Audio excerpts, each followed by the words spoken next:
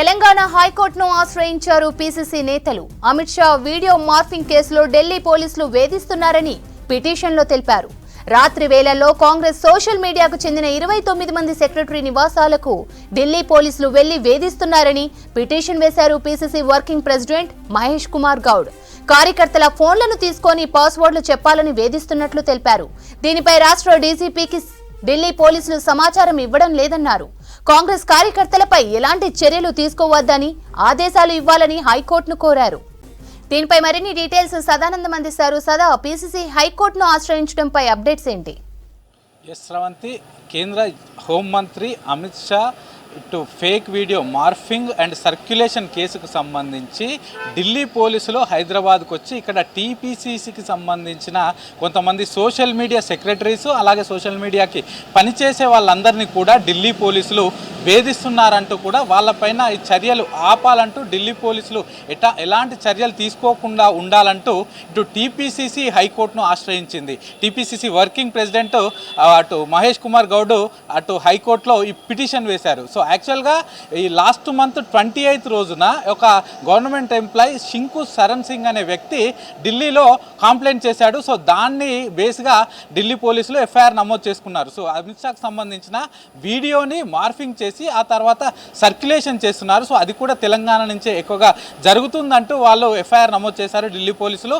ఆ తర్వాత వాళ్ళు ఇక్కడికి వచ్చారు. సో ఇక్కడికి వచ్చిన తర్వాత వాళ్ళకంటే ముందే ఇక్కడ ప్రేమేందర్ రెడ్డి ఇక్కడ సైబర్ క్రైమ్ పోలీసులకు బీజేపీకి సంబంధించిన నేత ప్రేమేందర్ రెడ్డి సైబర్ క్రైమ్ పోలీసులకు కంప్లైంట్ ఇవ్వడంతో సో ఈ నెల 3న అంటే మే 3rd రోజు టీపీసీసీకి సోషల్ మీడియా వార్ రూమ్కు సంబంధించిన 5గురిని ఇక్కడ హైదరాబాద్ సిసిఎస్ పోలీసులు అరెస్ట్ చేసి కోర్టులో వాళ్ళని హాజరుపరిచారు. హాజరుపరిచిన తర్వాత వాళ్ళకు కండిషనల్ బెయిల్ వాళ్ళకు వచ్చింది. ఆ తర్వాత వీళ్ళు హైకోర్టుని ఆశ్రయించడంతో హైకోర్టు కూడా ఏం చెప్పిందంటే అప్పట్లో ఆల్రెడీ ఈ కేసులో వీళ్ళు అరెస్ట్ అయ్యారు కాబట్టి నెక్స్ట్ ఢిల్లీ పోలీసులు వీళ్ళపైన ఆల్రెడీ ఎవరైతే అరెస్ట్ అయ్యారో వాళ్ళపైన ఎలాంటి చర్యలు తీసుకోవద్దంటూ కూడా హైకోర్టు డైరెక్ట్ చేసింది అటు ఢిల్లీ పోలీసులు.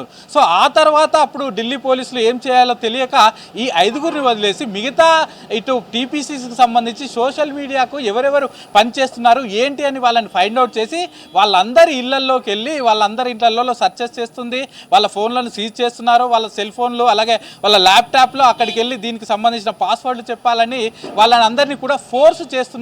అలాగే వాళ్ళ వ్యక్తిగత స్వేచ్ఛను కూడా భంగపరుస్తున్నారంటూ కూడా ఇటు TPCC working president Mahesh Kumar Goud హైకోర్టులో పిటిషన్ వేశాడు. సో దీనిలో ముఖ్యంగా ఏంటంటే ఆల్రెడీ హైకోర్టు డైరెక్షన్స్ ఉన్నాయి. ఎందుకంటే ఇదే కేసులో ఆల్రెడీ 5గురు మే 3న అరెస్ట్ అయ్యారు. ఆ తర్వాత కోర్టుకు వెళ్ళి కండిషనల్ బెయిల్ పైన బయటకు వచ్చారు. ఇంకా వాళ్ళని వదిలేసి మిగతా వాళ్ళందరినీ కూడా వాళ్ళ ఇళ్లలోకి వెళ్ళడం, నైట్ టైంలో వాళ్ళ ఇళ్లలోకి వెళ్ళి వాళ్ళ సెల్ ఫోన్లు గుంజుకోవడం, వాళ్ళ పాస్వర్డ్లు చెప్పమని వాళ్ళని ఫోర్స్ చేయడం, ల్యాప్టాప్లు సీజ్ చేయడం లాంటివి చేస్తున్నారు. సుమారు 150 మంది ఢిల్లీ పోలీసులు వచ్చి హైదరాబాద్లో 29 మంది సోషల్ మీడియాకు టీపీసీసీ సోషల్ మీడియాకు పనిచేసే 29 మంది ఇళ్లలోకి వెళ్ళి వాళ్ళంతా కూడా వాళ్ళను ఫోర్స్ చేస్తున్నారంటూ కూడా ఈ పిటిషన్లో పేర్కొన్నారు. ఇక ఇదే కాకుండా ఇప్పుడు పార్లమెంట్ ఎలక్షన్స్ జరిగే టైము తెలంగాణలో ఇటు కాంగ్రెస్ గవర్నమెంట్ వచ్చింది, కొన్ని మంచి పనులు చేస్తుంది. దాన్ని ప్రజల్లోకి తీసుకెళ్లడానికి ప్రస్తుతానికి టీపీసీసీ సోషల్ మీడియా టీం పనిచేస్తుంది. సో వాళ్ళని ఆ పని చేయకుండా డైలీ వాళ్ళ ఇళ్లలోకి వెళ్ళి వాళ్ళను ఫోర్స్ చేయడం, సెల్ ఫోన్లు ల్యాప్టాప్లు లాక్కోవడం చేస్తున్నారు. కాబట్టి ఎలాంటి ఫోర్సబుల్ వర్క్ చేయకుండా వాళ్ళు ఎలాంటి చర్యలు తీసుకోకుండా ఆదేశాలు ఇవ్వాలంటూ కూడా ఆ పిటిషన్లో పేర్కొన్నారు. మరొకటి ఏంటంటే వాళ్ళు ఢిల్లీ నుంచి పోలీసులు ఇక్కడికి వచ్చారు కాబట్టి ఇక్కడ వాళ్ళు ఎవరినైనా అరెస్ట్ చేయాలన్నా లేకపోతే ఏదైనా సర్చెస్ కండక్ట్ చేయాలన్నా తెలంగాణ పోలీసులకు కానీ హైదరాబాద్ పోలీసులకు కానీ వాళ్ళు ఇన్ఫర్మేషన్ ఇవ్వాలి. కానీ ఎక్కడ కూడా ఢిల్లీ నుంచి వచ్చిన పోలీసులు 150 మంది పోలీసులు వచ్చారు. ఎవరు కూడా ఎలాంటి పోలీసులకు ఇక్కడ లోకల్ పోలీసులకు ఇన్ఫర్మేషన్ ఇవ్వకుండానే అటు వాళ్ళ ఇళ్లలోకి వెళ్ళి సోషల్ మీడియాకు పనిచేసే వాళ్ళ ఇళ్లలోకి వెళ్ళి వాళ్ళను ఫోర్స్ చేస్తున్నారంటూ వాళ్ళపైన చర్యలు తీసుకోవాలి. అలాగే ఈ 29 మంది పైన ఎవరెవరిపైన అయితే వాళ్ళు ఇట్లా ఫోకస్ చేశారో వాళ్ళ పైన ఎలాంటి చర్యలు ఇటు ఢిల్లీ పోలీసులు తీసుకోవద్దంటూ కూడా ఈ పిటిషన్లో పేర్కొన్నారు. సో అయితే ప్రజెంట్ అటు హైకోర్టు వేసవి సెలవుల్లో ఉంది, ఇటు సమ్మర్ హాలిడేస్ ఉన్నాయి, నెక్స్ట్ మంత్ 2nd వరకు సమ్మర్ హాలిడేస్ ఉన్నాయి.